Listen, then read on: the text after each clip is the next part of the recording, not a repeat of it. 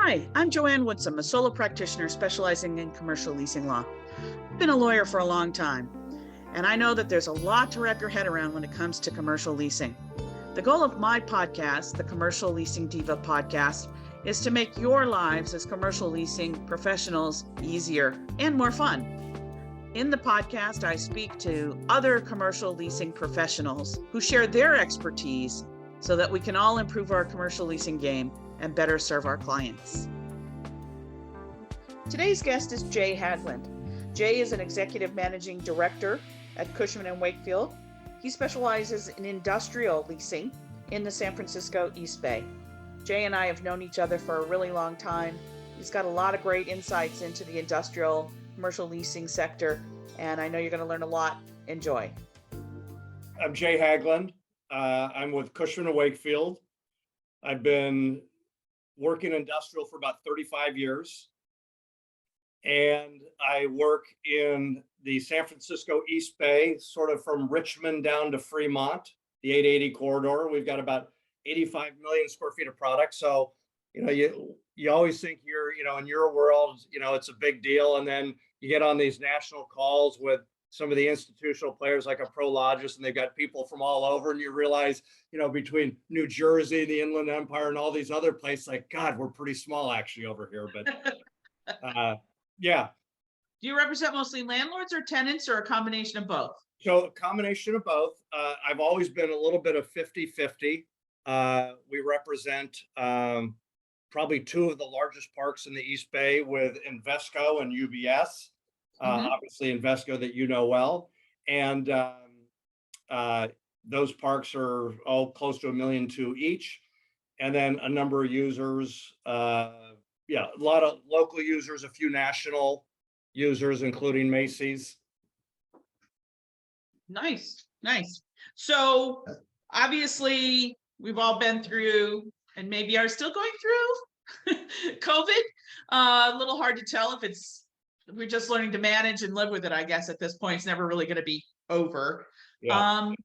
Before the pandemic, it was a very exciting time in office, and we were just churning deals right and left. What was it like right before the pandemic in your sector for industrial?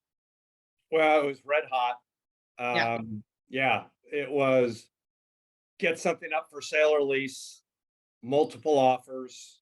And on the sales side, everything you put out there, the institutional buyers had all sort of revised their acquisition strategy. So even small little 1 and 2 acre parcels that the bigger players would never touch, they were all aggressively chasing. So the users really almost were getting kind of eliminated from our market because institutional people wanted everything, and they were they used to always be price-wise below the users, and towards the start of the pandemic, they were priced with or above users, and then would obviously outperform them in time every time, just in acquisition timeline every time. So they were formidable and tough to compete with. Right. So then we had the pandemic, couple of years of big disruption in many areas, but it seemed like industrial kind of got a boost. It was already red hot, you're saying, but what was your experience of the impact of the pandemic 2020, 2021 on industrial? And those, let's just say the initial 6 months, and I don't even know if it was 6 months. My memory doesn't go back that far, Joanne, but so let's say the initial phase of pandemic panic, our first pandemic we've ever been in. Right. And so I think we all assumed it was going to be bad for a while. And so a few deals were cut more aggressively than they should have been. And that was also the time, I think, when landlords were receiving the rent relief requests from tenants. Right. And I don't know that a lot of landlords gave them. Or if they did, it was, sure, we'll give you 3 months, but you're going to pay it on the back end, sort of thing. Or you're going to reimburse us by year end. So there wasn't just a deferral. Not a lot of give on the landlord side. so the initial deals, I think maybe we left a little on the table. And then all of a sudden, I think we came to the conclusion that, wow, our activity is not slowing. And maybe that was last mile. Certainly, one of the big e-commerce companies that we're all aware of was gobbling up everything. Right. In our market, probably along with everybody else's. So it was probably, I don't know, 6-9 months when we realized, this is not impacting us at all, and we're just as strong. Now, clearly there were certain industrial users, clients of mine, or some that we saw in the park that were that had legitimate struggles, and I don't want to minimize that, because they were, but a large percentage were not, because they were, what was the terminology? They were essential businesses. Right. Yeah. So they were not, they could still operate as they had before. And of course, the difference in industrial as compared to office, although a lot of industrial might have a small portion of office, is it is by definition spread out. You've got a warehouse or a distribution center or whatever. It's not people dense. Correct. So the pandemic, compared to our retail and office brothers and sisters, we were busy throughout. There was no slowdown. Felt very fortunate, and we're, right now it seems like in the office world it's dead. And maybe I'm exaggerating a little bit, and I don't track retail, but on industrial we're still busy. I mean, even with the interest rate hikes, we're getting multiple offers on deals. Now, I would say this: I think the institutional players are recalibrating. Our land, as an example, our land values overnight, they went from 50 to 60 to 80, and then they spiked at $100 a square foot, and even maybe peaked over that, and then they quickly have dropped back down to like 60, 60, 65, maybe 70 for a premier parcel, but they have dropped like a rock, because but our lease rates have not. Right. So sort of a market adjustment, an appropriate market adjustment there. Yeah, I think those, I think so. So the land values drop back down. Those interest rates really have an impact on those land values. But the lease rates, they're not going up, that's for sure. But they're kind of flatlining, it appears. Right. So would you characterize it as a pro-landlord market in terms of the leasing? So let's just say through the pandemic, it was 100% in the landlord's court. I would say today, still landlord, but I think tenants just feel a little more empowered to push back. During the pandemic, it was, okay, do whatever you're going to do to me. Sure, I know I have to sign it. Right. And that was during that period. That was also a little tough, because these people a lot of them have struggled, and you didn't want to you didn't want to put your foot on their throat, but the institutions wanted top rent, whatever that happened to be. So that that was a struggle to try to sort of work with everybody to make it a win-win. But today it seems like the tenants feel a little more empowered just to push back a little bit. They're not asking for anything ridiculous. Maybe it's an extra month of free rent. Maybe it's a little more TI. Maybe the landlord wants the lease date to start in 2 weeks and the tenant's pushing it out a little bit, but it's not 100% landlord. Maybe it's 70-30, but the tenants do see a few dark clouds on the horizon, and I think that's what's emboldening them to be a hair more aggressive on the negotiation. Right.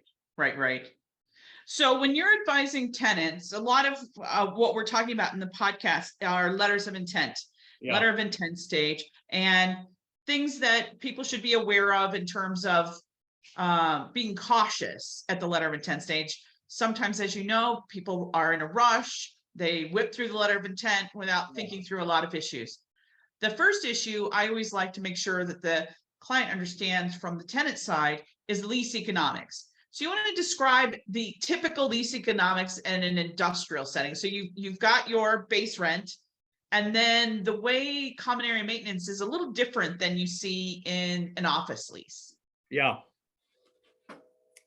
Yeah, I mean, our common area maintenance, you've got your share of property taxes and insurance, and then the maintenance charges. And so, you know, The tenant and the industrial, don't they take on a lot more maintenance responsibility than in an office? well, and again, I can't speak to the office side, but they do. Yeah. So if there's big ticket items, now the good news is if there's big ticket items like a roof, generally the landlord is taking care of replacement, but amortizing it over a useful life. So, you know, if there's 3 years left on a lease and maybe they amortize the roof, a brand new roof, over 10 or 15 years, you know, that tenant's only picking up a small increase. It's not Right. going to kill them. Right. I have not seen any landlord try to get a roof reimbursed in 1 year, because that's not going to work. And Right. I handle a lot of larger multi-tenant buildings. So then you're paying your pro rata share. And in these larger parks, you know, our OpEx have not changed much. If there's a sale, they spike up. That's where Right. tenants get Prop burned. 13 adjustment on the taxes. Yeah, but you know what? No landlord, you can't get that. In a strong landlord market, and we're still there, a tenant can't get that protection, so they're going to pay the increase, and that has been tough for sure. Yeah. Yeah. Do you The see big much negotiation on that? Not in terms of getting Prop 13 protection, but in terms of like spacing out the payment? Because as we know, there's always a lag in the readjustment from the appraiser from the county, and all of a sudden the landlord gets a bill, and you know, $300,000 increase in taxes, and the landlord just wants to hand, okay, tenant, your pro rata share is 1/3. Give me $100,000 today. Do you see tenants going, okay, I'll pay it in 12 monthly installments? I mean, that's a big hit to take. Well, and generally what we're seeing, Joanne, is they're going to take the tenant share, and that's going to be spread over on monthly payments with the OpEx. So that helps. And then, yeah, they do try to ease them into it. And certain parks, like the ones I've handled for 25 years, and there hasn't been a change of ownership. Wow, that's going to hurt when it happens. Yeah, but I'm not anticipating that happening. But some of the smaller buildings, for sure, and there's no way of getting around it. It's a painful increase. Right. Short of that, the re-roof, you can spread that out over 10, 15 years. That's not a big deal. HVAC. Yeah. So I don't think it's bad. It's the sale of an asset, and the smaller non-institutional owners are more likely to give that one to you, the Prop 13 protection, which, you know, I don't know if your viewers are just California. I don't know if. Yeah, just California. Yeah. So protecting that is huge if you can do it. But boy, does that hurt your value when you sell. Right. It has a downward pressure, obviously, because the new owner is not going to be able to pass that on to tenants. Yeah. And you know, as far as the LOI, you know, if you understand the economics, and you can, you know, maybe work some early occupancy and free rent in there, the TI package, getting that TI package, you know, if you can, I mean, if I'm representing the tenant, if I can get a fixed option, that's great. Most landlords, well, in a good market, would never give that, because that's usually always bites them in the rear. But if you can get that in a softer market, for sure. I mean, that pays huge dividends. Right. Exactly. So you mentioned TI allowance. So with your, and I know there's not necessarily a typical end user in industrial, but say the warehouse distribution center type situation, they have some specialty TIs like racking systems. They might have fire, life safety particulars, depending on how high the racking system is. Yeah. What are the typical things you have to talk to a tenant about at the letter of intent stage regarding the due diligence for the condition of the premises and for being able to use it for what they need to use it for? Well, yeah, because we have seen tenants try to get in and then the exiting is not, the exiting was set up for someone's racking, that came down. So whether it's the exiting or new codes that require man doors every 100 feet. I think it's 100 feet. I'm embarrassed to say 100 feet, 100 yards. But I mean, there are a number of things that all of a sudden a new tenant gets in there. And I think it really comes down to if the use is accepted, trying to get the landlord to do those improvements. Usually the only way they'll agree with that would be if the use is accepted and these are not requirements that the fire department or the city are putting onto the tenant because something specific that they're doing. Right. So I had an example once where it was a tire company, and the tire company had certain racking requirements, and that because of the nature of what was being stored, rubber tires, that triggered specific improvements that had to be made. And so the landlord's argument was, that's your particular use. That is, if you were storing, gallons of mayonnaise, that's not something we would have to worry about. And I think you're right. And anytime I have a user with tires, with plastics, and the tire users generally all know that they need ESFR, but I always have an email, have you talked to the city to make sure that you're not going to need in racks, to make sure, we're looking at a building that's 28-foot ceiling. And I know you're salivating to get that clear height, but do you know with your product that you can go? So have you worked with the city and your racking consultant to make sure you can utilize what you think you're getting? Right. And the fear there with the cities, the national companies have it pretty dialed in. The companies that are more regional, maybe they haven't done it enough. And one of the problems when you deal, we're in the San Francisco Bay Area, and I can't imagine many places tougher than this. And the problem is, if you ask, you get a laundry list of 100 things you need to do, and therein lies the sort of the fine walk that you have to do, because nobody's going to do all 100 things. So the unsophisticated, sometimes people just move in. And they never get penalized for it. And then sometimes people try to do everything by the book, and it just becomes impossible to meet all the city's criteria that they throw at you. Right. It's a balancing act, but yeah, you have to do that, because there's nothing worse than a building a tenant can't occupy, because when that happens, somebody's getting sued. It's usually the broker. I mean, I think this is an area where people tend to think of industrial as being kind of super easy because it's just big boxes, big rectangles. But actually, you have to know a lot about your end users' requirements in order to serve them properly. I mean, the other experiences that I've had are with the grocery stores, and they have to install these refrigeration units, which are these built-in, temperature controlled. And there's all sorts of rules about how that happens and when it can happen. And then, of course, when they leave, the landlord's going to say, you got to pull all that out. Yeah. Yeah. I don't want these refrigerators left behind.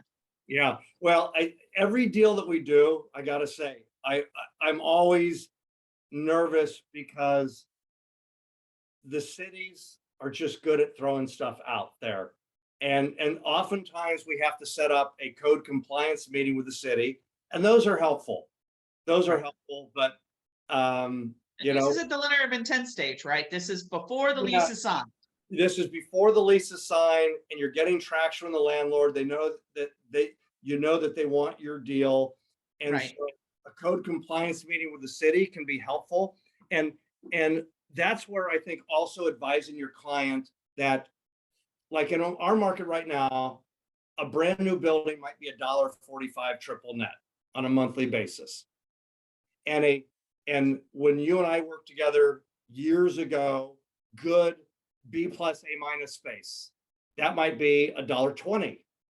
And then there's the, instead of B plus A minus space, there's the, B minus space, that older, outdated sprinkler system. Right. Loading's not great, a lot of columns.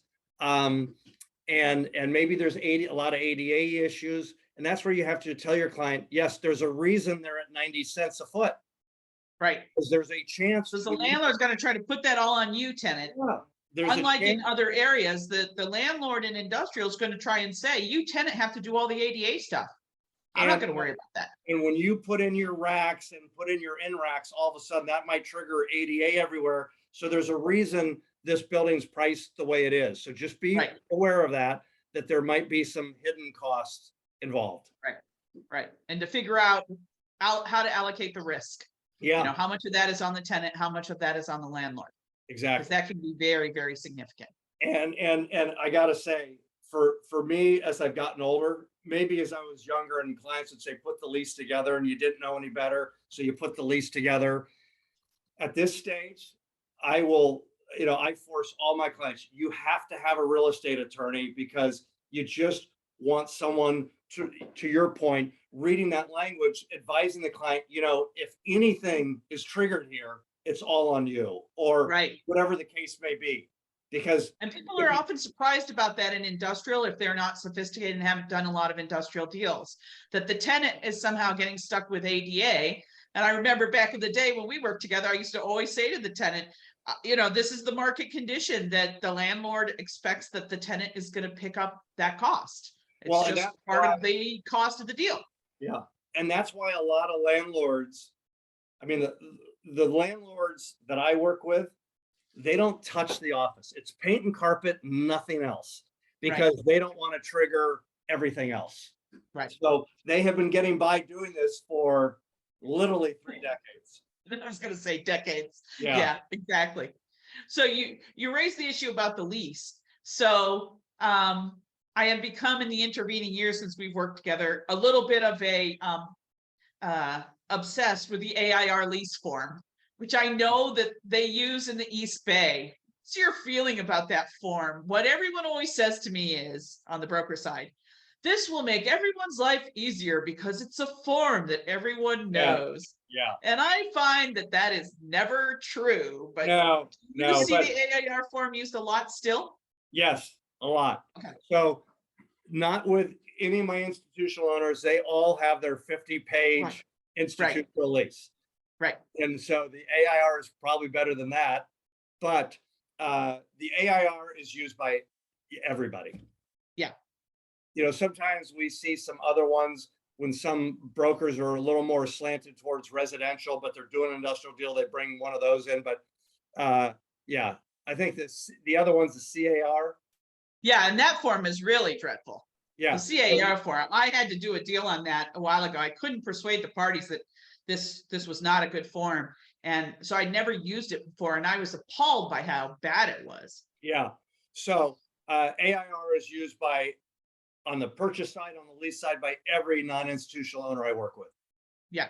Do you have any particular bugaboos with it that you want to make sure are clear at the letter of intent stage, or do you just leave it to when you negotiate it? Depending on the condition of the building and things like that, and what side of the fence I'm on, but no, there's a lot of warranties in there.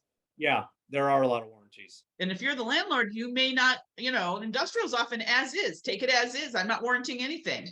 And so you have to, mark it up. Usually our warranty is, we're going to deliver this in good working order, as is, and that's it. And maybe an attorney will add some language to the addendum to clarify that. But no, we've gotten a lot of mileage with the AIR, and whether or not most of the attorneys we know are pretty comfortable with it, and it's the one the brokers know, so that's the one they push. Right. I mean, once you become familiar with it, whoever you are, it goes pretty fast, but there's a lot of sort of people hours that go into working with that form, just because of the software and how awkward it is and whatever. So thinking about the letter of intent stage, what are some of the worst mistakes that you see your clients make, whether landlord or tenant, at the letter of intent stage? Now I got to think about that. I'll tell you mine when I represent landlords. Yeah. And don't mean to cast aspersions on brokers, but I have seen brokers do this many times. They just copy and paste the prior letter of intent that they did, and they don't really adjust it enough for the particular deal. And so sometimes there's language in there from a prior deal. Charge, by the way, Your Honor. So yes, you're right. I do a lot of that, and you each deal is different. Like I handle a couple parks, so I have a template for each park. So I do cut and paste those, and but yeah, I will take a former template and try to recraft it, depending on whether it's a land deal, a building deal, a lease, sale. So what we talked about it briefly. On the landlord side, when we're in a lot of pain and we're in that recession, the biggest mistake, and I've been on the receiving end of it, and when you can't buy or sniff a deal, you will do anything. So when a tenant hits you and it's the broker pushing it with that fixed option, yeah, and at the time the option rate, okay, this doesn't look so horrible, and then you realize that when a market takes off, at least generally here, when it gets going, it's increasing 10 to 20% a year, right? And as opposed to the fixed option, which will be probably 3%. Well, the fixed option, which is potentially following the last month of the last year of the rent. So every time I've seen a fixed option, 100% of the time, it's been a disaster for the landlord. Oh, really? That's so interesting. Yeah. And so I would say, but again, if you're hemorrhaging, it's hard to think 5 years out. And the only thing I would throw out in that situation, if I'm advising a landlord, is, you know what, give them 1 or 2 months more free rent, whatever it is. You need a fair market value option. Right. Adjustment. You need to get rid of this at any cost, period. Right. So that would be on the landlord side. And I would say also giving options to buy when things are bad and you think, hey, that price doesn't look so bad. Well, yeah, but in 5 years from now, when the market takes off, you'll be giving a lot of money away. So, anything that's tied to 5 years down the road, I would say at least longer than 10 years. Interesting. Because again, if in 2009, we were all hemorrhaging. Well, and so if you negotiated a 10-year deal from probably 2010 on, the market was probably increasing close to 10%. Wow. Maybe, but from like 2015 on, it was going up 20% a year. Wow. So that's a big chunk of change. You really lose ground when you. So I would say this: it's the time to do that long-term deal is when the market is really high. But just know that in each cycle, each low is the low of the next cycle will be higher than the low of this one, and the high of the next cycle will be higher than whatever our market high is here. So you just you lock in 15 or 20 years, you're going to lose ground really fast, regardless of what cycle you lock that deal in at. So interesting. Thought about it. Because there are certain, at least in retail, there are certain well-known national retailers who insist on this. It always has to be fixed. And I'd always thought, well, it's kind of a gamble for both parties. But the way you're describing it is, no, it's always a win for the tenant, period. Well, and again, not being I just know that brokers like 10-year deals, and that's fine, but you will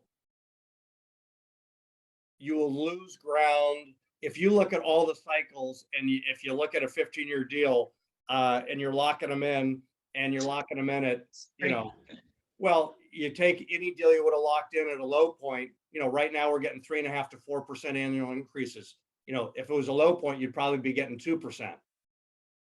So yeah, the longer the term, yeah, you usually lose ground. And I would say this, as a tenant, when the market's really good, maybe I don't want a 10-year deal versus if the market is soft, like it was in 09, like it was in the early 2000s, that's probably when you want your longer deal. Right, right. Of course, and then some companies just have corporate mandates that for CapEx reasons, they just need to have the 10-year deal locked in, and there's other motivating factors. Another issue I see at the letter of intent stage is the parties kind of punting the security deposit issue. So if it's not a well-known credit-worthy company. Subject to financials. Exactly. And I always feel like that's really poor negotiating strategy on everybody's part, because often then that doesn't happen until the 11th hour of lease negotiations, which is not when you're the landlord and you want to be saying, oh, I need 1 year of rent. Yeah. Great. You almost got the deal signed, except now you put this giant boulder in the way. Nor when you're the tenant do you want to suddenly be presented with that, because that changes everything for you. If that's a deal killer for the landlord, you didn't think you were going to have to pay that. That's huge.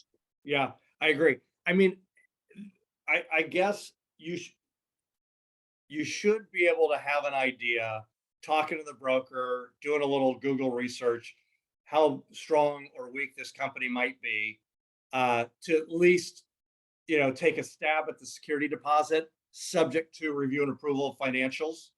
Right. And and your TI allowance outlay, right? Which is the landlord's always looking to get that back.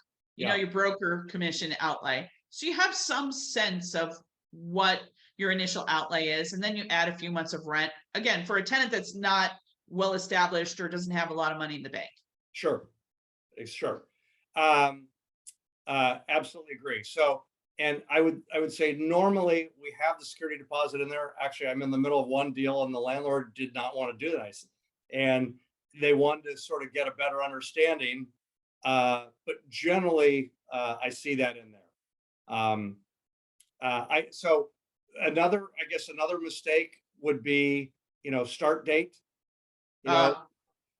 Start date. Hey, we put it out 2 months. It seems like plenty of time. And then all of a sudden, or early occupancy start date, all of a sudden the lease takes you right up to that point. You don't have time to actually set up for the office or whatever you're going to do in the warehouse. So leaving yourself adequate time so you're not paying full rent in there when you're not utilizing it. Right.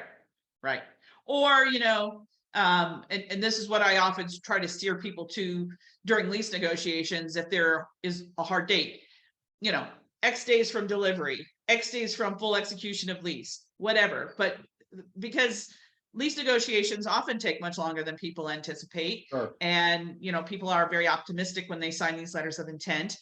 And I feel like if you do that sort of earlier on in the first couple turns of the lease, then you set expectations and people get off that, oh, well, February 1, and this is really important. And unless it is really important and no one's going to change it, just depends on the deal. Yeah, agreed. What are some other things that, like tenant improvement allowances? Sometimes, especially on renewals, when you allocate, let's just say 50 cents a foot for paint and carpet, or, and then the tenant's in there and nobody wants to sort of move everything out to do that. And then what happens? Okay, it didn't get used.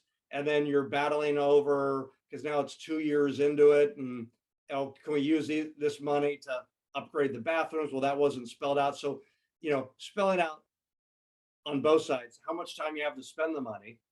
Right. What the money's for. Right. And then tenants should realize, hey, if you're not going to use it for paint and carpet, then make sure you have it allocated for something else. Because a lot of tenants are renewing, just don't want to inconvenience everybody. Sure. Absolutely.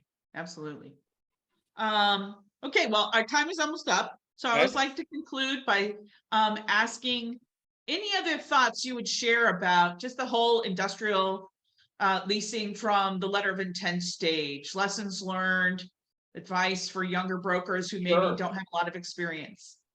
So I think the best advice I would give is put it together,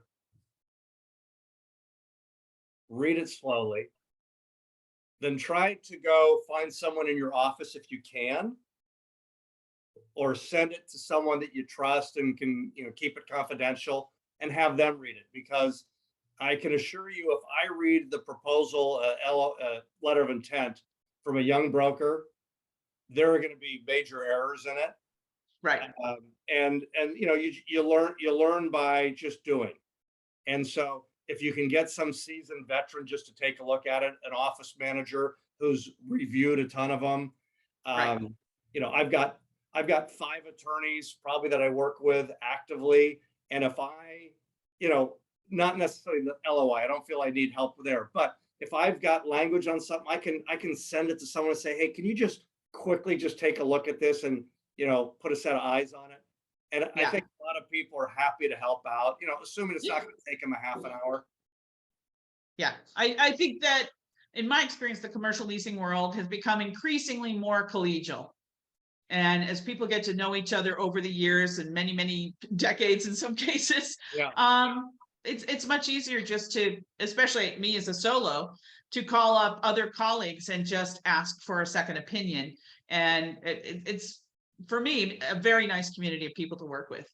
And, if there's a young broker out there, reach out to some of the institutional owners. You might not be listing or handling their product, but, you might say, hey, I'm working on this small little deal. You do a lot of leases. Would you mind just taking a quick look at it? And, I think a lot of older brokers, would enjoy helping out a younger agent for sure. Yeah, I agree. Okay, I don't want to take up too much more of your time. This has been super great, Jay. Thank you so much for talking to me. Oh, Joanne. As always, learned something that I didn't know before. Hey, great talking to you, great seeing you, and now I know that hopefully you and I can connect a little more going forward. But glad that you're back here in California. Now that I know that, that's fantastic. All the best. And also licensed in Nevada, don't forget. I'm Joanne Woodsum. Thanks for listening to the Commercial Leasing Diva podcast. If you enjoyed this episode and you'd like to help support the podcast, please share it with others, post about it on social media, rate and review us, like and subscribe. You know the drill. The podcast is produced and edited by Matthew Salanoa. The Commercial Leasing Diva podcast is sponsored in part by Commercial Leasing Law Seminars. If you want to learn more about commercial leasing, and why wouldn't you, please check out my e-courses by visiting my website, www.jleasinglaw.com. And right now we have 3 courses, 2 on the dreaded AIR lease form and drafting the addendum, and then a 5-week course on commercial leasing basics, which takes a deep dive into letters of intent for commercial leases. Hope to see you in one of the classes. Thank you so much again, and we'll see you next time.